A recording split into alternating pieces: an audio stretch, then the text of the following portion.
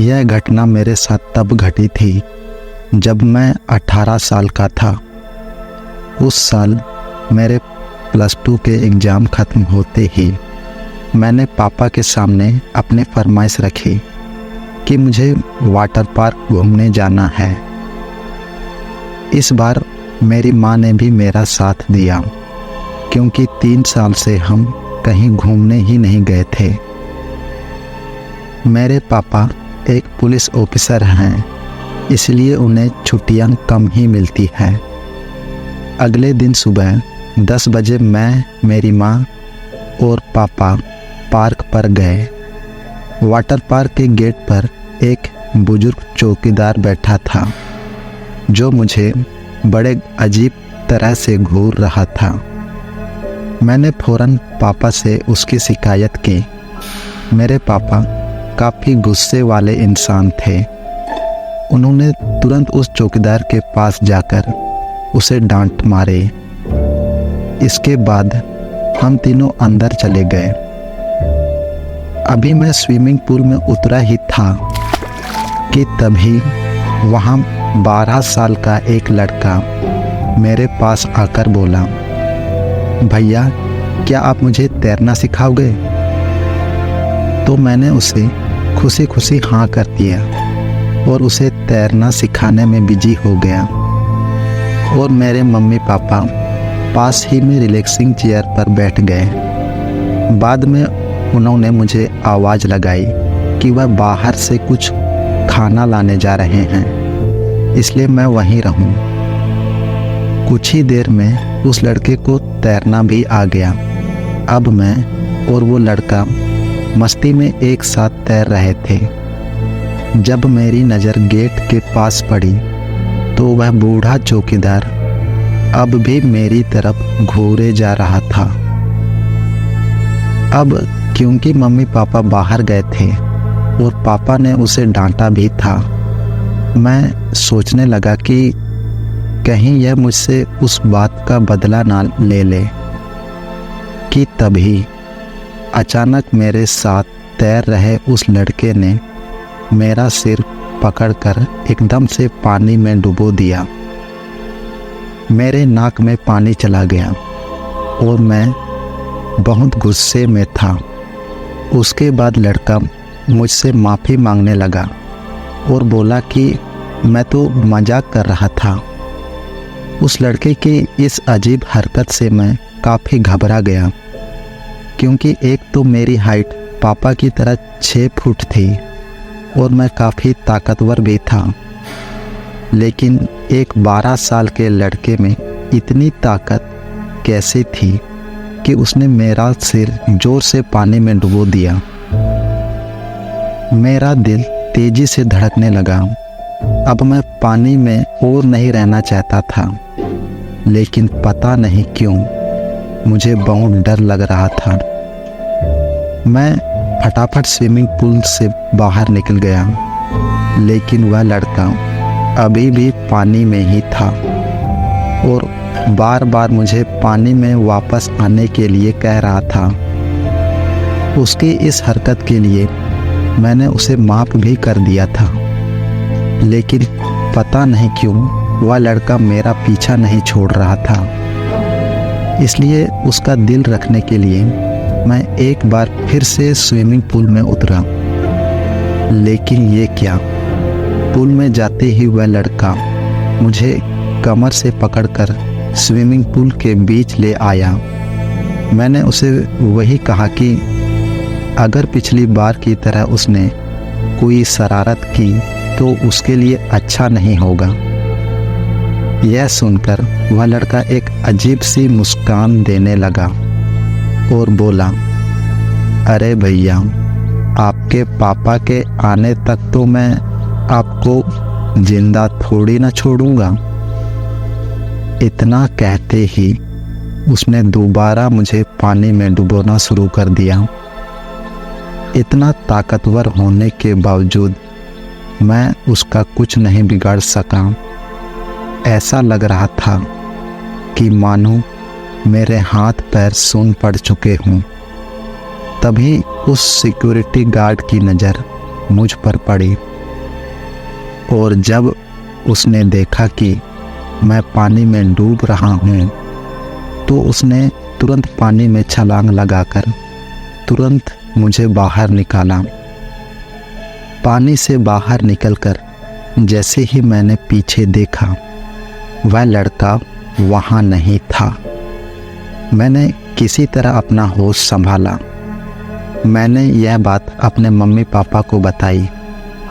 पापा तुरंत ही मुझे वाटर पार्क अथॉरिटी ऑफिस में ले गए और वाटर पार्क के मेन गेट को बंद करवा दिया और उस बूढ़े चौकीदार को भी ऑफिस में बुलाया और पूरे वाटर पार्क में उस रहस्यमय लड़के की खोज कराई गई, लेकिन उस लड़के का कहीं नामो निशान नहीं मिला।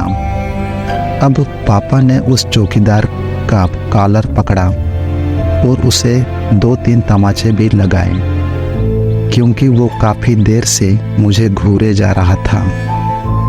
वाटर पार्क में लोगों ने किसी तरह पापा को शांत किया और उसी हड़बड़ी में उस चौकीदार की जेब से उसका पर्स नीचे गिर गया, जिसमें से उस रहस्यमय लड़के की फ़ोटो निकली जिसने मुझे पानी में डुबोने की कोशिश की थी। मैंने तुरंत उस लड़के को पहचान लिया और पापा किसी भी हाल में रुकने वाले नहीं थे। उन्होंने अपनी बेल्ट निकाली और उस चौकीदार को मारने लगे और कहा कि बता तेरा बेटा कहाँ है। सब लोग जान चुके थे कि पापा पुलिस ऑफिसर हैं, इसलिए कोई भी उन्हें रोकने की हिम्मत नहीं कर पाया। उस बूढ़े आदमी ने खांसते हुए अपनी जेब से एक कागज निकाला। उस कागज को खोलने के बाद पता चला कि वो उस रहस्यमय लड़के का डेथ सर्टिफिकेट है। यह देखकर पापा सब कुछ समझ गए और उन्होंने उस चौकीदार से माफ़ी मांगी और हम वाटर पार्क से वापस घर आ गए।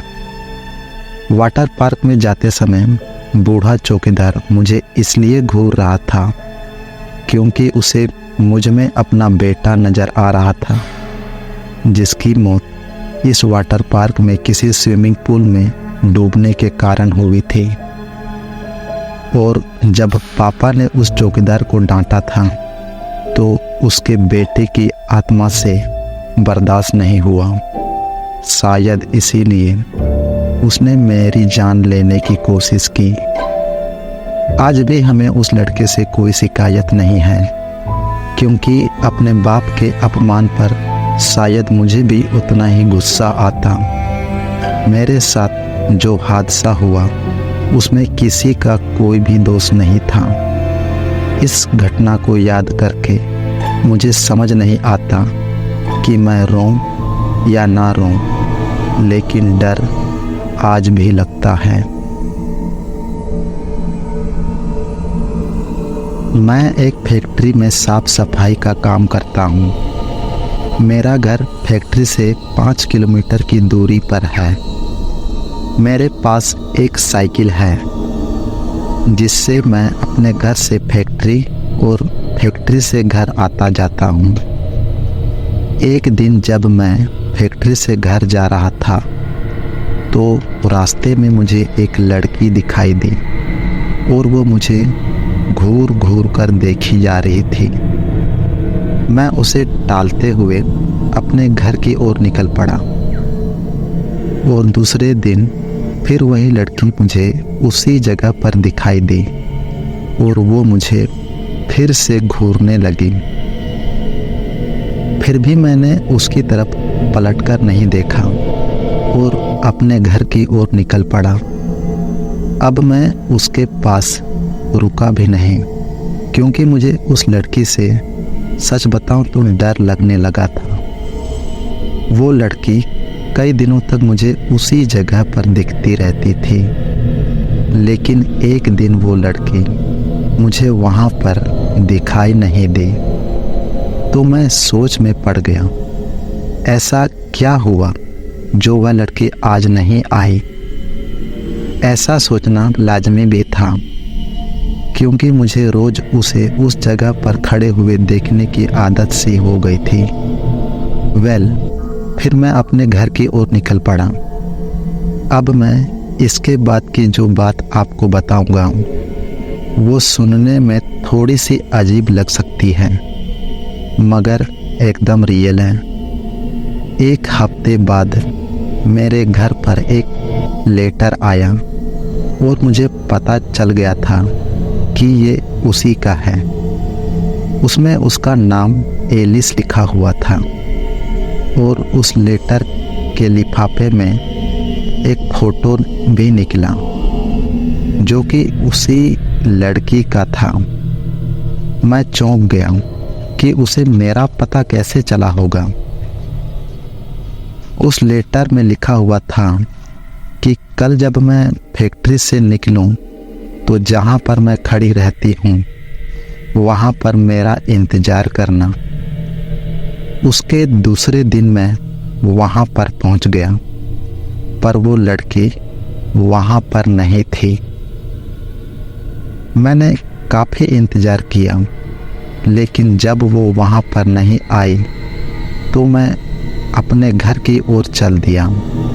और इतने में तभी मुझे याद आया कि वो चिट्ठी जो मुझे आई थी उसमें उसका पता तो होगा ही। फिर मैं उसका पता पढ़कर उसके पते के अनुसार उसके घर उससे मिलने के लिए गया। दरवाज़ा खुलते ही एक आदमी आया और बोला कि क्या काम है। तो मैंने बोला कि मुझे एलिस से मिलना है। अब उस आदमी का जवाब सुनने के बाद मैं चौंक ही गया। उस आदमी ने बोला कि मैं उसका पापा हूँ और एलिस को मरे हुए 2 महीने हो चुके हैं।